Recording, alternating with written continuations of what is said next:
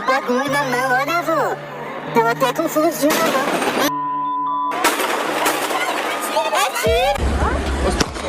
É tiro mesmo. É o civil tá tirando, é vô mesmo. Esse áudio foi gravado por uma moradora do centro de São Paulo durante uma ação policial recente na Cracolândia. Desde março, as operações de segurança ficaram mais intensas na região. O objetivo, segundo a polícia, é combater a ação de traficantes. Nas últimas semanas, os agentes apreenderam armas, dinheiro e cumpriram mais de 30 mandados de prisão. Mas, quando se trata de Cracolândia, o desafio vai muito além da segurança pública. Quando você chega no uso abusivo de crack, é como se você estivesse num estágio de término, desacreditado, invisibilizado, entende? Lidar com a questão dos usuários é outro grande desafio. Em São Paulo, são 400, 500 pessoas que circulam todo dia pelo coração da cena aberta de venda e consumo de drogas, o chamado fluxo. As últimas operações policiais na região dispersaram a maior concentração de pessoas, mas abriram outro campo de conflito. Um problema ou uma solução no centro de São Paulo? Desde o fim de março, frequentadores da Cracolândia vêm se espalhando pelas ruas da capital. Para a prefeitura e a polícia, isso é sinal de sucesso nas operações de combate ao tráfico. Mas moradores da região reclamam, dizem que espalhar a Cracolândia pelo centro virou uma dor de cabeça. O problema maior é a parte noturna, porque não há ninguém e eles literalmente transformam a cidade em uma anarquia, entendeu? E que eles são os dominantes. O cenário de hoje reforça uma pergunta que é antiga. Há quase 3 décadas, São Paulo convive com as cenas abertas de consumo e venda de crack. E não apenas São Paulo. Existem cracolândias em várias regiões do país. No exterior também, mas os países que conseguiram avançar no desafio foram além das operações policiais. Quais são os caminhos possíveis para lidar com as cracolândias? O que dizem as autoridades de governo e os especialistas no tema? Que experiências foram bem-sucedidas em outros países? E afinal, existe uma solução? Esses são os temas do Ao Ponto desta quarta-feira. Eu sou a Carolina Moran, estou com a Elisa Martins e nesse episódio conversamos com a Aline Ribeiro, repórter especial da sucursal do Globo em São Paulo, e com Maria Angélica Comis, coordenadora do Centro de Convivência Edlei, ONG que atua com a redução de danos na Cracolândia paulista. Fique com a gente.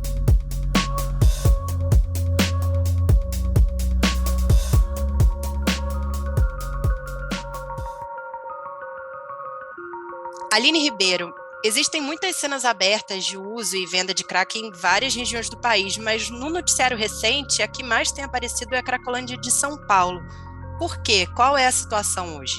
Eu acredito que é porque essa Cracolândia é a maior do Brasil, né? A situação na Praça Princesa Isabel, acho que não tem semelhantes, né, no país. E também é uma área muito central, de muita visibilidade, com pessoas passando, uma área muito residencial também. Então, principalmente nesse ano, né, e essa é uma crítica de muitos, que é um ano eleitoral, ficou muito em evidência a situação da Cracolândia na Praça Princesa Isabel. A situação hoje é que os usuários eles se dispersaram, vez ou outra eles tentam voltar para a praça, a polícia de novo faz as operações para tentar tirá-los de lá, mas a intenção deles, pelo que a gente consegue acompanhar, né, pelo dia a dia aqui do fluxo, é que eles tentam realmente voltar para a praça. Agora, pelo que você está falando, as operações policiais elas não dão conta do problema, né? As ações diminuem momentaneamente a concentração das pessoas, mas os moradores, principalmente da região do centro, reclamam da dispersão. Acabam surgindo pequenas cracolândias espalhadas pela cidade de São Paulo, né? É exatamente isso que acontece. E assim, essas pequenas cracolândias, elas não são definidas, esses novos locais, né, não são definidos pelo poder público, assim. Eu conversei com alguns usuários que, inclusive, estavam presentes no dia da primeira mega operação que teve na Praça Princesa Isabel, e eles são muito claros, e o próprio poder público admite isso, né? Quem define esses novos locais são os traficantes. Logo depois dessa mega operação que ficou mais conhecida, né, que foi a maior, recente, eles tentaram se fixar em outra praça, a polícia foi lá, dispersou de novo e fica essa briga, né? Eles tentam ir para um lugar, se aglomeram, a polícia vai e faz outra operação. E aí eles acabam se espalhando. Hoje, eles continuam um pouco espalhados, principalmente ali nos arredores da Rua Helvétia, com a São João, com a Barão de Limeira, também no centro de São Paulo, né? E numa área muito residencial. Os moradores estão reclamando demais, eles se uniram em grupos e têm tido reuniões com a prefeitura para tentar tirar, porque ninguém quer isso na porta mesmo de casa, né? Inclusive tem tido furtos, então fica esse jogo de empurra, né? Para onde que vamos mandar esses usuários que, no fim das contas, deveriam ter um outro tipo de tratamento, né? Não só com forças policiais.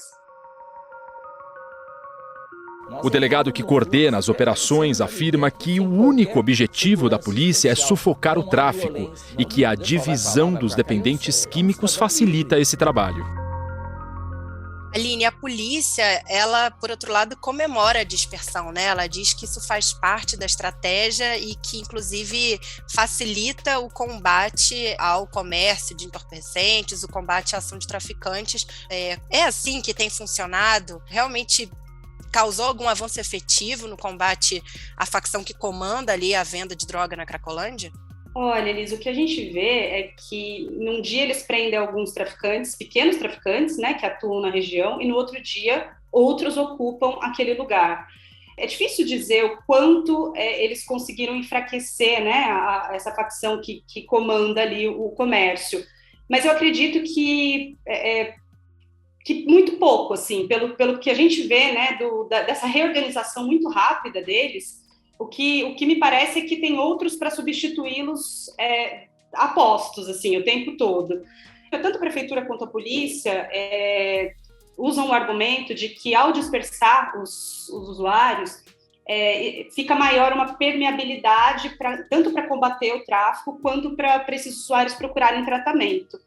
Mas não é isso que a gente tem visto, porque os números a prefeitura ainda não divulgou exatamente os números, mas não tem crescido tanto a procura, assim, pelo tratamento. E o que a gente vê em relação ao combate ao tráfico é que no dia seguinte, horas depois, melhor dizendo, já tem outras pessoas no lugar assumindo o comércio. Essas operações que focam na questão da segurança não resolvem uma outra questão fundamental, que são os usuários de droga que vivem no território. O que tem sido feito em relação a eles? A Prefeitura de São Paulo tem um programa chamado Redenção, que tenta convencer esses usuários a se tratarem, né? A gente até, para uma matéria recente, visitou algumas etapas desse programa, são 3 etapas. Primeiro tem a abordagem ali no território, aí uma vez que eles convencem essas pessoas, eles levam para um centro intermediário de tratamento, onde eles ficam recebendo algumas terapias, tratamento médico mesmo, e tem hospedagem também por um tempo, até eles ficarem um pouco mais aptos a seguir para a próxima etapa do programa, que é uma espécie de hotel social. Existem 2 hoje em São Paulo, e nesse hotel eles moram por 2 anos, eles têm um prazo de 2 anos para morar, assim, e olha, é muito difícil, assim, quando a gente conversa com as pessoas que estão na ponta, o que a gente vê, principalmente os assistentes sociais, que são essas pessoas que conversam com esses usuários, que tentam convencê-los a buscar tratamento, o que a gente vê é que essas operações policiais, elas acabam quebrando um trabalho de confiança que é feito ao longo de muito tempo. Então, assim, o que acontece é que quando eles são, enfim, a polícia obviamente nega isso, mas muitos me relataram que são agredidos, que têm uso ostensivo da força. O que acontece é que eles acabam não mais acreditando naquelas pessoas da ponta para ir buscar tratamento. Segundo a gestão municipal, desde abril, 22 pessoas que frequentam a Cracolândia foram encaminhadas involuntariamente para tratamento. As autoridades falam, de alguma maneira, numa intenção de avançar com esse programa em paralelo às ações policiais nesse momento de ação na Cracolândia? O prefeito Ricardo Nunes falou essa semana sobre isso, né? Para mim foi até um pouco novo, porque no passado o governo estadual já fez isso em São Paulo, mas não me parecia uma política do governo agora, assim. E aí, nessa semana, ele deu uma entrevista dizendo que essa estratégia, essa internação involuntária, né, já era algo que já existia mas que agora eles pretendem reforçar. Então, sim, me parece, pelas declarações do prefeito, né, de que agora essa vai ser uma nova investida, assim, uma nova abordagem para essa questão do tratamento mesmo dos usuários. Agora, esse é um problema de muitos anos em São Paulo, né? Muitos governos já passaram, já prometeram dar um fim à Cracolândia. Qual é a estratégia das autoridades do atual governo para lidar com essa questão? Eles falam abertamente sobre isso, sobre os próximos passos que vão adotar para a região. Tem uma solução à vista para o problema da Cracolândia? Isso é um problema muito antigo, né? Tanto que em 2012 a gente teve uma situação que foi semelhante à de agora, né? O Ministério Público até fez essa comparação. O Ministério Público recentemente instaurou um inquérito para apurar possíveis abusos, e entrevistando um promotor, ele me falou uma coisa curiosa, assim, naquela época essa operação ficou conhecida como dor e sofrimento, porque eles acreditavam, com base em nenhuma ciência, que ao criar dor e sofrimento, essas pessoas procurariam um tratamento. E o Ministério Público foi investigar, e de fato houve dois movimentos, os que voltaram para o fluxo e os que procuraram, de fato, o tratamento. E aí o que acontecia com essas pessoas, elas ficavam 15, 30 dias internadas e depois voltavam para o fluxo, porque não tinha um programa muito claro, muito consolidado, na verdade, de renda, trabalho, para que essas pessoas fossem ressocializadas, de fato. E aí o que acontecia? Quando tinha uma nova operação, elas procuravam tratamento de novo, e aí voltavam para o fluxo. E aí o Ministério Público chama isso de porta giratória, né? Que é uma coisa que não tem fim. Eles vão, se tratam e voltam para a mesma situação.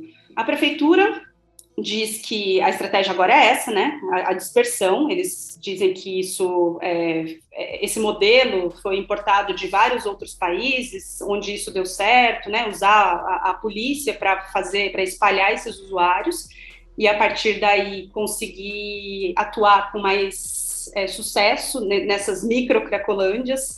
E eles acreditam que a estratégia, pelo que eu entendi, é continuar esse programa, né? Continuar esse programa que também tem um braço de geração de renda e de tentar conseguir emprego para esses usuários, e continuar usando a ação policial para dispersar e não ter mais uma Cracolândia daquela dimensão, né, como a que tinha na Praça Princesa Isabel. O que me parece é que eles estão com essa ideia mesmo de manter as operações. Eles falam em resiliência e perseverança, né? Eu ouvi de um gestor público que, se eles tiverem resiliência e perseverança, eles até acreditam que um dia não vai mais haver em São Paulo uma cena de uso a céu aberto como a que tinha na Praça Princesa Isabel. Aline Ribeiro, muito obrigada pela participação. Bom trabalho para você. Obrigada, Aline. Até a próxima. Obrigada a vocês.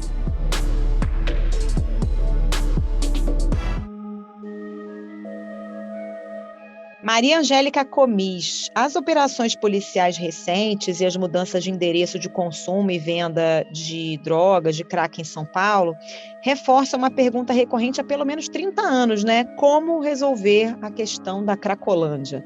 Tem solução?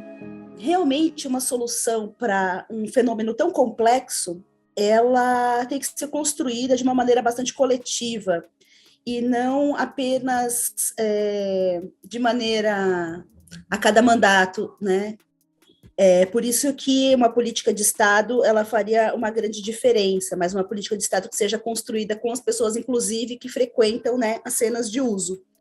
E a gente entende que a solução para a Cracolândia, ela passa por várias camadas, né? Desde uma camada política, uma camada de segurança pública, uma camada de desigualdade social, de polarização no que é pensado para o cuidado das pessoas que usam drogas. Então, de fato, é algo muito complexo e intersetorial. Como é que isso funciona na prática, Angélica? É difícil a gente falar numa solução definitiva, né? Você falou aí de uma solução de várias frentes. Afinal, por onde passa o fim das Cracolândias, né? Não só a Cracolândia de São Paulo. Primeiro que os governantes, eles não podem pensar que o que foi feito para uma Cracolândia vai funcionar para outra, né? Por isso que o poder público ele tem que estar nos territórios. Só que ele tem que estar nos territórios com um grande aparato, não um aparato só da segurança pública. Tem que estar com agentes comunitários de saúde, com agentes redutores de danos, com orientadores da assistência social, né? Os próprios formuladores da política têm que conhecer a realidade, para que, de fato, consiga ter uma abordagem que seja intersetorial e que tenha diretrizes que sejam amplas, diretrizes no sentido de pessoas que têm interesse em realmente ficarem abstinentes, todo esse aparato do Estado poder trabalhar para isso. Pessoas que não conseguem ficar abstinentes, né? Construir com eles estratégias para que eles ampliem a sua qualidade de vida. Então, na prática, é você ter um poder público que realmente garanta a participação social das pessoas mais afetadas pela política de drogas e que construa com elas. Porque quando você cria uma política pública em que o indivíduo que tem maior desvantagem de acesso e que vive em extrema miséria tenha que se encaixar para poder obter algum recurso, algum benefício dessa política pública, você já começou errado. Porque senão as pessoas não vão conseguir se encaixar nas caixinhas já pré-programadas do poder público. Precisa ter uma vontade política de resolver esse tipo de situação e pensar em todas as suas camadas, não só pensando no ano eleitoral, mas pensando, sim, na qualidade de vida do indivíduo. Né? Eu acho que isso é fundamental. Angélica, sempre que se fala em Cracolândia, existe um destaque à questão da segurança por conta da venda de drogas e uma generalização dos usuários que vivem no território. Qual a importância da gente diferenciar os perfis das pessoas que estão ali? Quem são e quais são as principais causas que as levam para uma área como a Cracolândia? Bom, a primeira coisa é que muitas das Cracolândias, elas acabam sendo em territórios que foram muito deixados pelo poder público, né? E são territórios em que as pessoas acabam se aceitando muito mais, né? Aceitando melhor a diferença. E a gente tem um dado muito, muito importante e que é relevante, que é a presença das pessoas egressas do sistema prisional. A gente quase não tem políticas públicas para as pessoas que saem do sistema prisional. E aí, muitas dessas pessoas não conseguem retomar os vínculos familiares, não conseguem emprego, né? Muito mais por conta do estigma do que qualquer outra coisa. Então, as pessoas elas acabam se aglomerando num lugar onde se aceitam e, para além disso, é muito comum também a gente encontrar, hoje em dia, gerações de pessoas que vivem em situação de rua. Então, você tem a avó que esteve em situação de rua, você tem a filha, você tem a neta. E isso diz muito do quanto que nosso país ainda não conseguiu diminuir a desigualdade social e garantir que todas as pessoas tenham moradia. E então, esse local ele acaba ficando um lugar onde todo mundo é aceito, onde o consumo de substâncias acaba entrando como uma forma de acalentar a dor da situação em que as pessoas se encontram. Algumas delas, né, desenvolvem um uso problemático ali dessa substância, outras você muda de contexto, né, amplia as oportunidades dela, ela consegue deixar de ficar nesse uso compulsivo.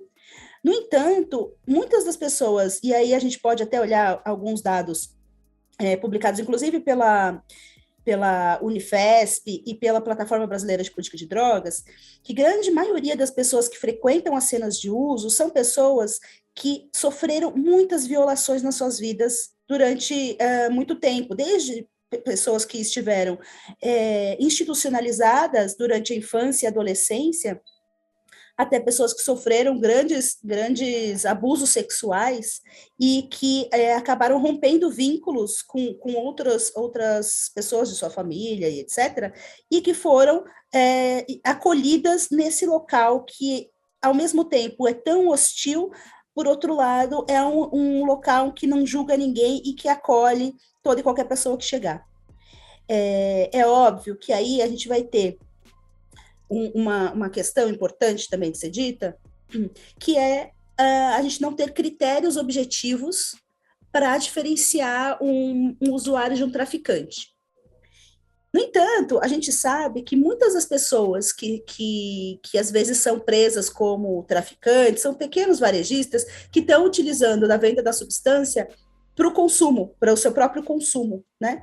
E também sabemos que os grandes traficantes dificilmente estão em cenas de uso. Essas questões que você cita, considerando, claro, as particularidades do Brasil, elas também podem ser apontadas em outras cracolândias, inclusive no exterior, países que também lidam com o mesmo desafio. Quais você citaria como experiências bem-sucedidas em lidar com esse problema? E principalmente o que eles fizeram, né? De que maneira isso também expõe os equívocos em relação a como lidar com as cracolândias no Brasil e que caminhos, né, que essas outras experiências poderiam apontar também? A gente tem em outros países, inclusive na Europa ou nos Estados Unidos, na América do Norte, uma problemática que nem sempre é relacionada ao consumo de estimulantes, né, como a cocaína fumada, que é o crack, mas tem muitas cenas de uso em que são utilizadas substâncias depressoras, como heroína, por exemplo. A gente tem essa grande diferença ali das substâncias. Entretanto, as cenas de uso, elas acabam sendo muito parecidas. Então, a gente teve a nossa primeira sala de uso no mundo, ela foi implantada em 1986. Então, se em 86, na Suíça, já foi implantada uma sala de uso, a gente sabe que essa foi uma das estratégias, né, que eles utilizaram. Mas, para além disso, né, alguns países implantaram uma política de menor tolerância em relação à venda de drogas e ao uso de drogas. Contudo, as salas de uso serviram como uma grande estratégia de aproximação. Quando a gente fala de uma política exitosa, eu gosto muito de trazer o exemplo do Canadá. Eles têm uma política que eles não toleram o tráfico, né? Então, em cenas de uso, o tráfico não está presente. Mas, por outro lado, existe um grande financiamento para as estratégias e políticas de redução de danos. É diferente daqui no Brasil. Aqui no Brasil se cria uma polarização entre abstinência e redução de danos, e aí o poder público passa a financiar muito mais políticas voltadas para abstinência em detrimento dos financiamentos para redução de danos. Lá não, lá tem financiamento para ambas as políticas. E isso gera uma possibilidade de maior escolha da pessoa em relação ao que ela quer fazer da vida dela, e também de uma ampliação de serviços de baixa exigência. Quando a gente fala baixa exigência, muitas pessoas falam, é oba-oba. Não necessariamente. Baixa exigência não significa nenhuma. Significa que você vai construir com o indivíduo uma forma de que a gente consiga atender as demandas dele sem infringir leis, sem causar maiores problemas ali na sua comunidade. Poxa, tem essa experiência do Canadá, que é relacionada à sala de uso, e também aos hotéis, né, as moradia primeiro, eles têm toda uma estrutura de possibilidade de empregabilidade das pessoas. Então, eles têm brechó, que são os usuários e usuárias que trabalham, eles têm galeria de arte, que vende arte e reverte o recurso para o usuário. A gente tem acesso aos insumos de redução de danos, como, por exemplo, aos cachimbos, às seringas limpas, muito mais fácil. Então, você não precisa procurar um serviço de redução de danos que fique escondidinho porque não tem recurso, ou porque fica... Não, eles têm muito mais serviços. E tem uma garantia de moradia permanente. Considerando, então, né, as particularidades do nosso país, o que se desenha ou como se deveria desenhar uma política pública real e mais adequada para resolver a questão das cracolândias? Em muitas cidades, a gente tem muitos imóveis vazios, né? E aí eu digo isso falando um pouco de São Paulo, mas eu sei que em outras cidades ou estados tem imóveis vazios. Por que a gente não começa utilizando desses imóveis para pelo menos garantir moradia e aumenta a forma de abordar as pessoas sem estigma, né? E sem abordar pensando só na meta, né? Mas abordar para constituir vínculo. A gente tem o Sistema Único de Saúde, que é um sistema incrível, fantástico. A gente pode educar os agentes comunitários para começar a triar e mapear as pessoas quando estão começando a fazer o uso de substâncias.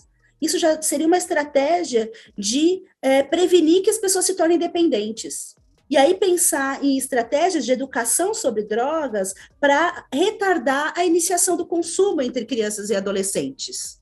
E, para além disso, fortalecer estratégias de cuidado em liberdade para as pessoas que já desenvolveram um problema relacionado a esse consumo de substâncias. Então, se a gente atacar, né, essas 3 frentes, a chance de ter uma política que seja muito mais robusta e não fique pautada só numa disputa política, com certeza a gente vai ter um resultado muito mais interessante. Mas, para isso, a gente precisa de pessoas que tenham essa vontade, né? Não só de ter um protagonismo, mas sim de realmente querer fazer algo pela população.